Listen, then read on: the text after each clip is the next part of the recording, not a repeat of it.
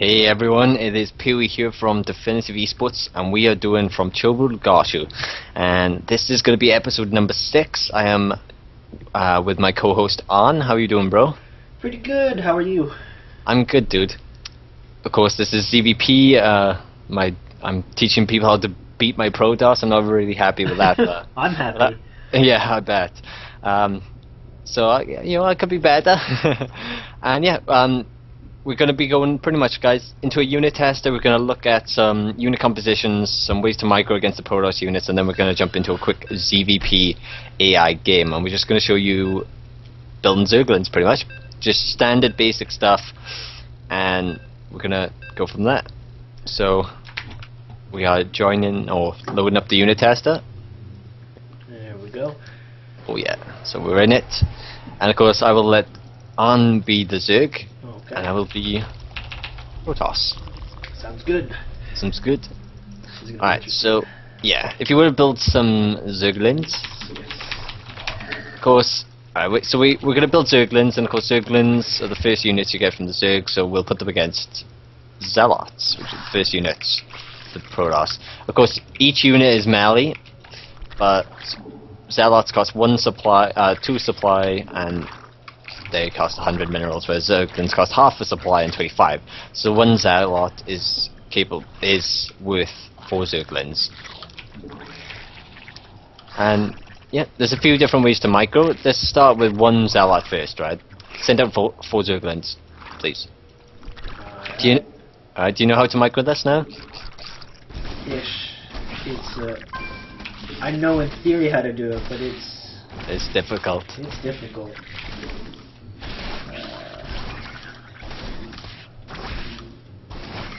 Yeah. Ooh. So, yeah, a Zealot can actually do a ridiculous amount of damage.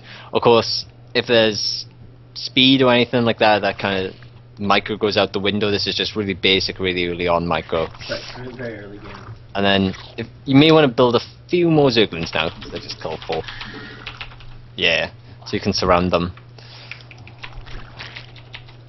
So of course, when fighting things like Zealots, it's really important to just surround them, stop them getting away, and deal damage from every possible position. So that's what Arne's going to do. I'm going to try and...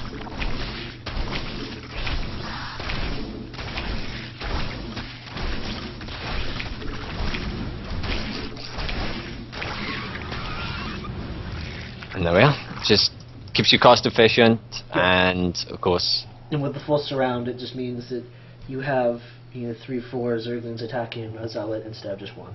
Yeah, and I can't do that. Like the way the Zealot killed 4 Zerglings was, I was running away, not taking damage while I'm waiting for my cooldown on the attack. So, like, you stop that, you're always dealing damage. The Zealot's just there, and that's how it goes. And then we can step it up now if we have something like, say, 2 Zealots and a Stalker against a few Zerglings like Arn has. It's kind of the same, but of course Stalkers are the same speed and they outrange Zerglings, so they can deal damage from a distance and never be caught. And then you can just micro the Zealots to deal extra damage. So ready? Yeah.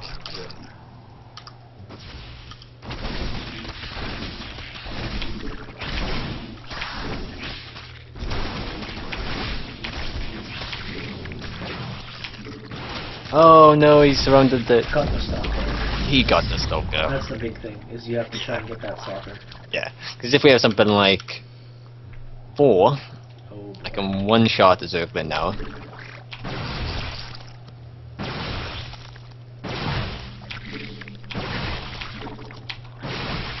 Right, yep. And now, once I take out the full hurt ones, I'm just going to kite. And of course, because they're the same speed, no matter how many Zerglings you have, you just can't catch up with them, unless, the Protoss does something silly. Of course, if you want to get speed... Yes, just that changes the ballgame. Yeah. So... like I can... I got juked.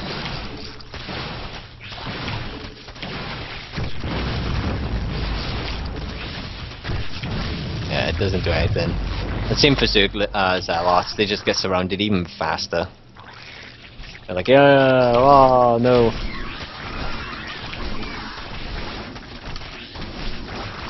Because there were many Zerglings, so the Zealots do win that fight. Zealots are so good against Zerglings. Yeah. But no, so basically, yeah, the upgrades of Zerg, the way Zerg modifies its units is makes a huge difference.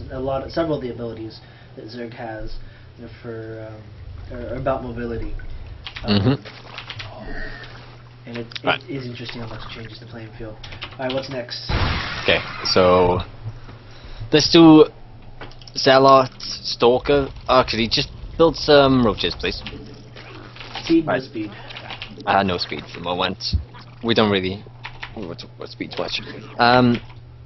So yeah, next in is the roaches. Now roaches v something like Stalkers is never really a good fight. If there's no speed, Stalkers are faster, right? And you can do. This is when the kiting comes into play. If you've been watching the show, you know what kiting is. I can outrange and deal damage. And if you target fight with Stalkers as well, they shoot faster. And yeah, of course, in a straight up fight, Stalkers actually don't fare off very well.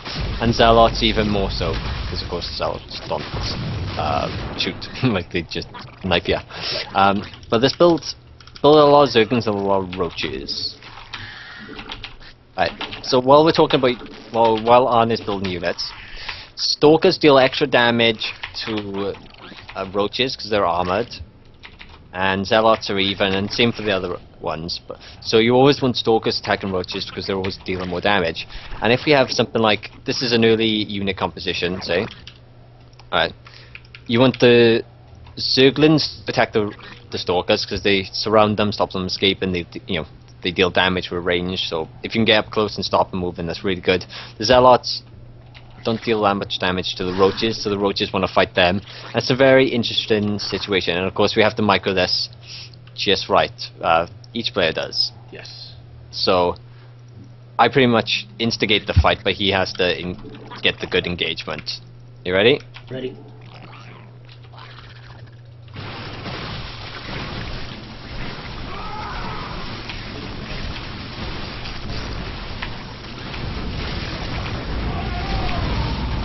And yeah, like I didn't have the numbers there, but as you could saw, like because the speedlings are just faster, they're ultimately going to catch up to the Stalkers and surround them. And at that point, it's so hard to get a good trade for the Protoss.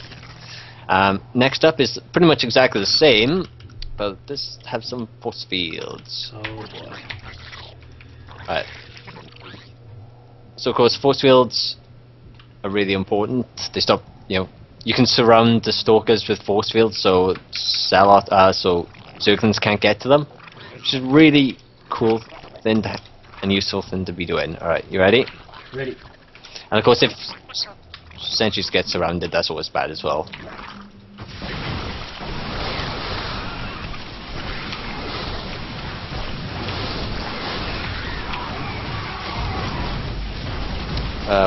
Once again, with overwhelming numbers, just about hold. Or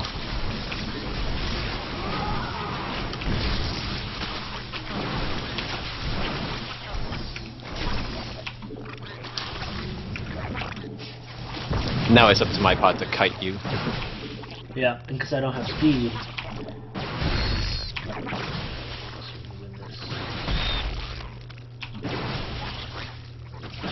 And this is what the Zerglings are good for, as well.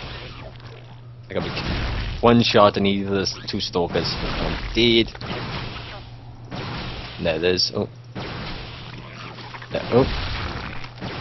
Ah. Nope, 3 Stalkers left. But yeah, that was just like we did. I don't know why I carried on doing that. Next, of course, if like Arn said, if he had roach speed, this is kind of what happens. Don't build many. Just do this one quick. Alright. Yeah, 6 is cool. So if I'm like, oh.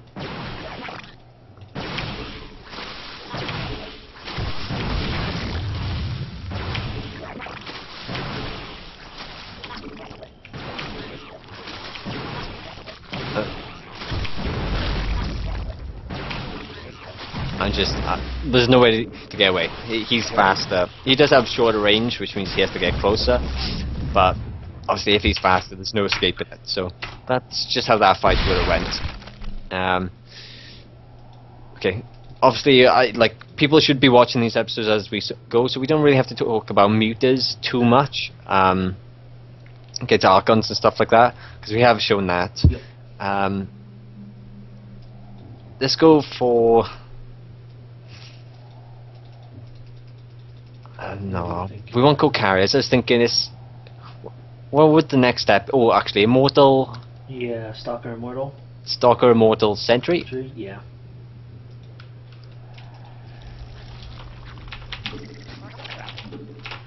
Oh, quite a few roaches.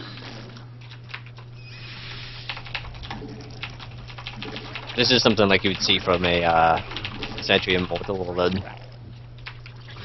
So once again, right, we have the same thing as last game, but this is a higher up the tech route now. So it's not so much Zerglings. There's bigger army bolts, so it's harder, more force fields, and the Immortals. The Immortals, of course, do extra damage to armored units, which the roaches are. The force fields keep them out of range because they don't have good range, the roaches.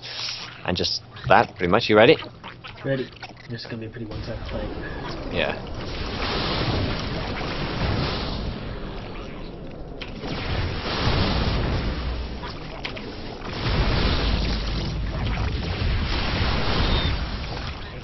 So as a Zerg player, I see those force fields. I'm trying to bait some, not being very effective. I'm losing too many units, but I'm trying to waste that energy, and then when it expires, I can engage. But as you can see, I got sectioned off and torn apart. Roach speed, no. Ah. That roach is just like, no. And yeah, that's kind of what happens. It's like roaches are, that even though that looked like a lot of roaches, that wasn't a lot of resources invested into that army. Whereas if you look at mine, it's a lot more expensive, especially gas intensive.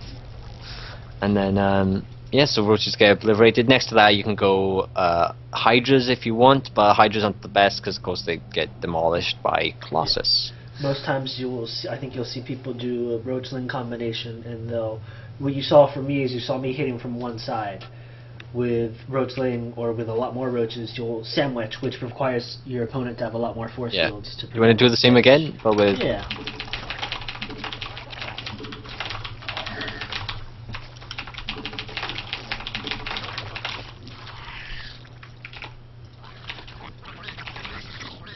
Have you got speed? Yeah.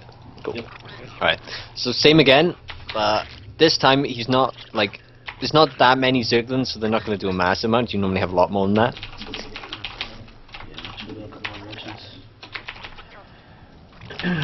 Of course, the roaches come in from the front. They're like, okay, you can't really move forward. You got to fight their force fields. And then the Zerglings try to just get the surround, stop them moving backwards. And if you get Zerglings on top of their army, Zerglings are really small, so it's next to impossible to force field them out. And are you ready? Ready. Ready? So I'm like, yeah, I'm coming for you, I'm like, stay away, force field roaches, stay away. And it's like, oh crap. And then I gotta go nuts. Luckily I do have good force fields. But as we saw there, he sniped a lot of units, I wasted a lot of force fields. And if I do the same again.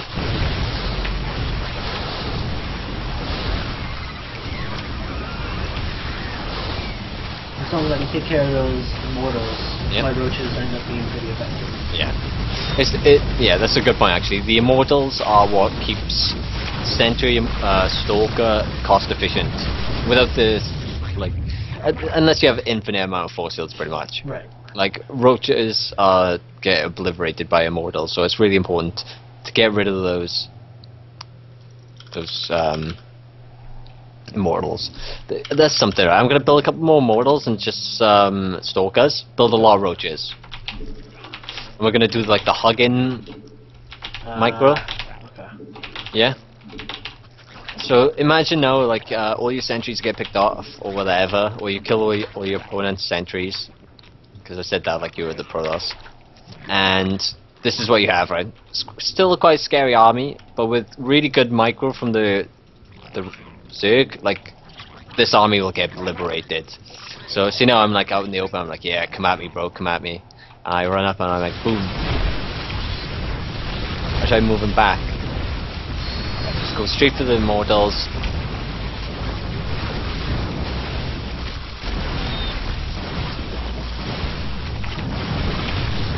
And they just, after that, then the Stalkers are nothing. Stalkers are very, like, unless you have Blink or something like that, Stalkers will just die to Roaches with speed. Like, you can't escape them. If they're, even Roaches without speed, if they're on creep, they're pretty much the same speed, so you can't kite them. Hey. Backed off, my bad. Immortal, sort of like siege tanks in a marine tank army. There's certain units that are linchpins. You know, Roach Infestor, the Infestor is the linchpin. In a Stalker Immortal Sentry combination, that Immortal is super key. So as a Zerg player, if you can snipe it off without losing too many units, you put yourself in a really good position. Yeah. So let's do a bit more of it. This is another standard unit composition. Some Colossus, some Sentries, and some Sniper Stalkers. Corruptors, what do you think? Could do. Maybe get rid of the Corruptors for now, and we'll do Corruptors after. So just do a Roach Snipe like you would do. Yeah. I have Sentries as well, so I'm gonna try and... Of course, okay, let me get also... there we are. I need a range. Alright. I don't think I have that many Forcefields, but okay.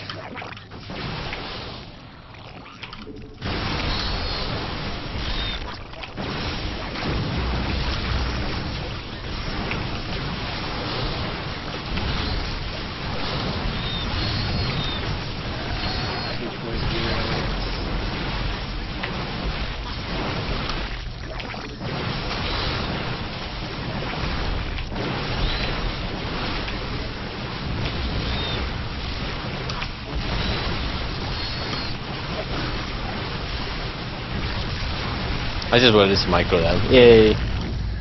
Finally, that was hard. So yeah, once again, as we saw with the Immortals, like, just it's very hard to kill an army with Forcefields, good positioning, and of course just Roaches. Because the other thing is because the Roach's range is so short. Yeah. That force field is often good force fields are enough that I'm still either taking damage or I get units trapped, but I'm not able to get in to get my Roaches really doing damage. If I had better control, I think I could have pulled that off, but yeah. I mean, it's still not an easy fight. Pretty much, and if you want to get some Corruptors now, you only need like 6 maybe. The 2 classes. I love Roaches. And of course, what keeps this, even though there's Blink, what keeps this really cost efficient is the Colossus. As we will find out in a minute. Once the Colossus die, the Roaches should just be able to deal, you know, handle it. You ready? Ready.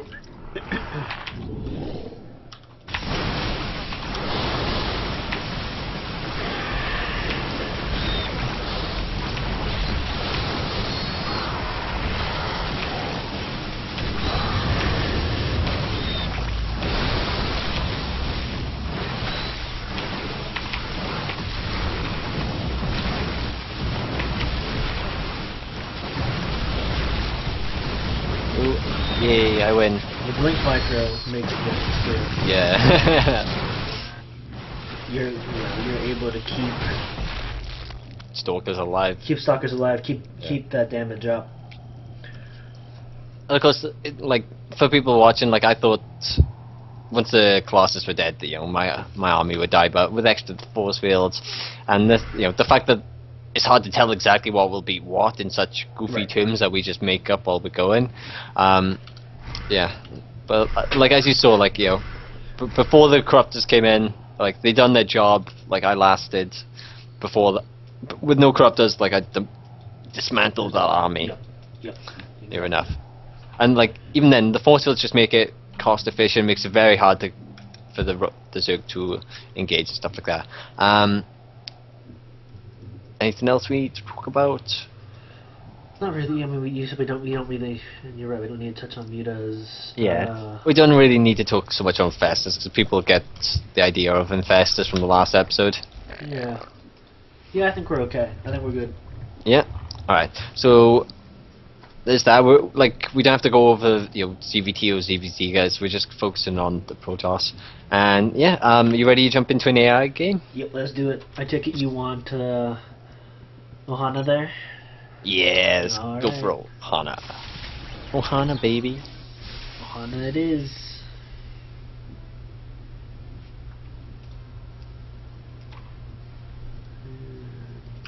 Actually, custom game, create.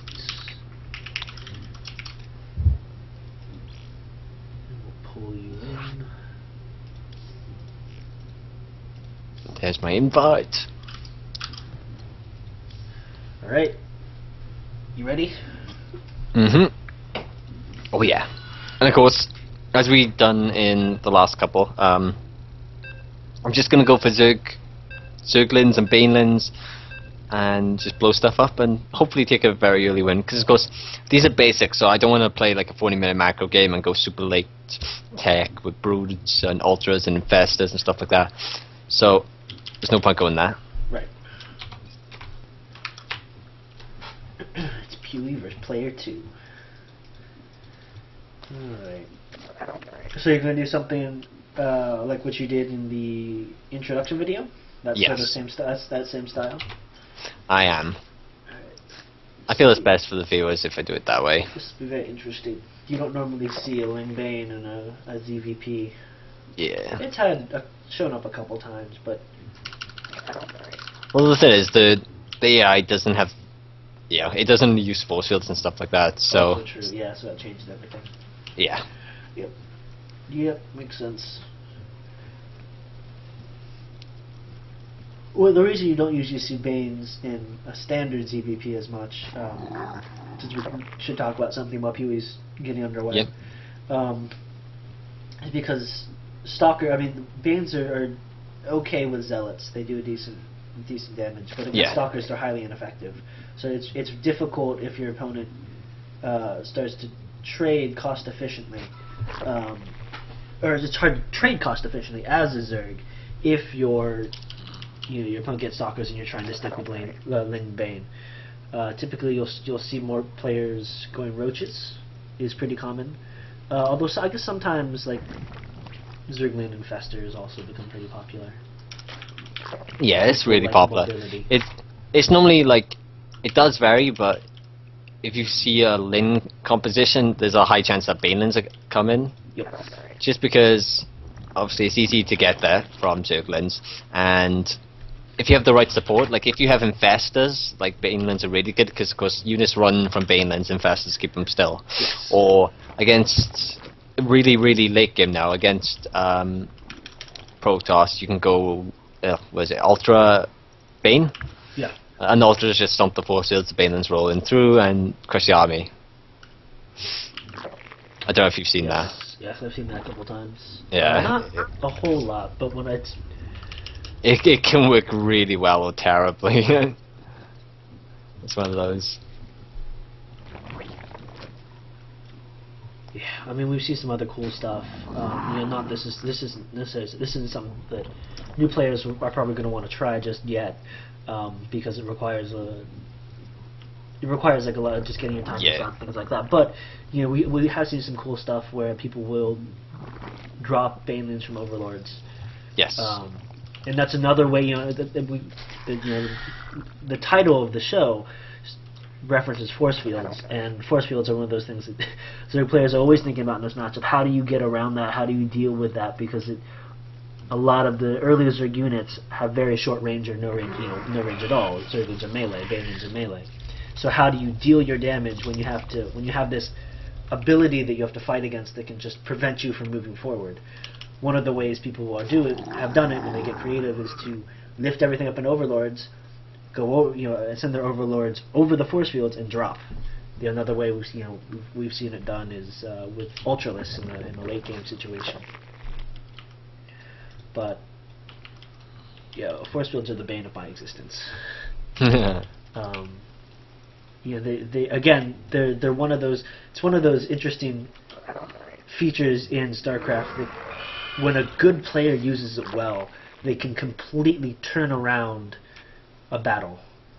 And so as a Zerg player, you have to, because Zergs generally have swarms of units and not just a couple roaches and a couple lings. You have a lot of lings, a lot of roaches, or a lot of mutas, a lot of infestors. As a Zerg player, when you're trying to, in ZvP, you're really trying to navigate and make sure your position, you've got good positioning, and you're not, you're able to get those surrounds that you need to, and not bunch up your units in a way that benefits the Protoss, which is really easy to do if you're not careful. So I went for an early macro hatch as well. You did go for the early macro hatch. All right. But so again, you know, we've talked about this previously. Pewee has, you know, 2 lings at the watchtower, so you can see the mid. He's also got 4 lings at his opponent's ramp. He could probably even send 1 up. Yeah. He has Overlord positioning, and these are all cellular things that you don't need to worry about at the beginning. But just to note something that things that Pewee is doing that mark a good player. He's got an Overlord, so he can check to see if there's an expansion. Again, because of the units both at the ramp and that watchtower, he saw immediately as his opponent was moving out, so he has a lot of time to react. And that's the beauty of scouting. And so now he's moving lings out so he can get that surround. He can pick off any units trailing behind. And as you see, the Banelings tear through the Zealots pretty quickly. The Immortals will make pretty short work of the Spine Crawlers, the Lings coming on time. It might look a little bit dicey for a second, but if you look at the production tablet, with 26 units on the way, and the Pewee holding drones to be safe, he's going to be more than okay. And again, with this, held off the attack, and send his army to try and counterattack. Oh, this Immortal. Oh, wow. So I gotta stop the Immortal from getting away. Surrounded first, and then boom.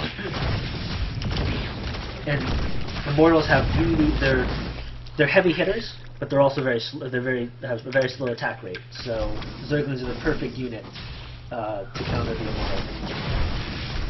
And Pewee won't be able to kill him here, but he knows what his opponent's doing. He knows his opponent's moving out again, so he's going to be okay.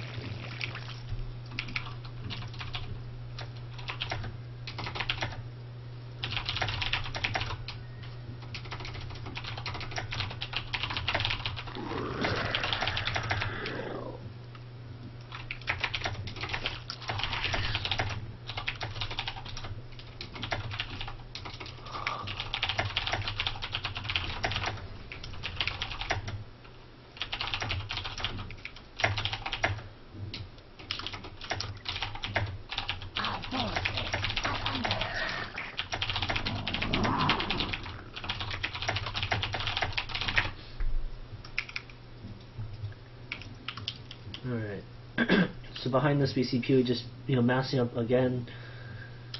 Lingbane, and he has the macro hatch, I should say. He has the macro hatch because, and we've talked about this earlier, or several times now, that all the units produced come from the hatchery, come from the larva.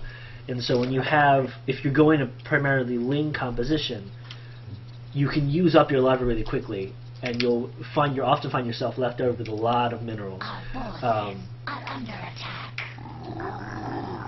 So the macro hatch helps you spend your resources more efficiently. And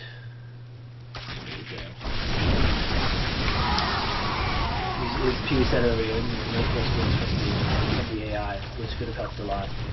As is, Pewee's just going to brute force his way through this. It's not the best trade, but it's getting there. Take out the Immortal, and then that's good. Then the sentries. There we are.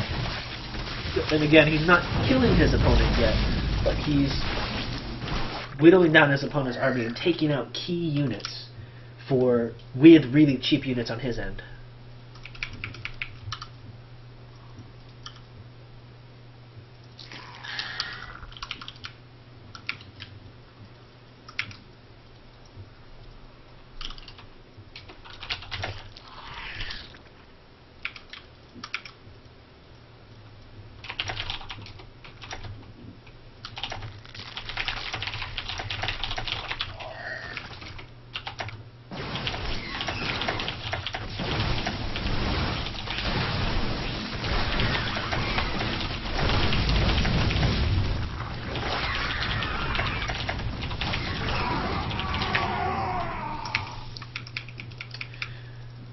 And into the base piece.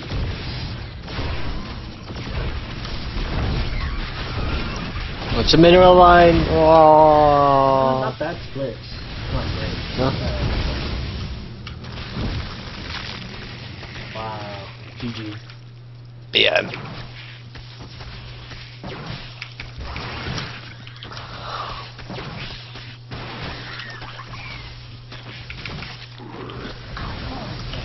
And it's just you don't run through this. And a bubble.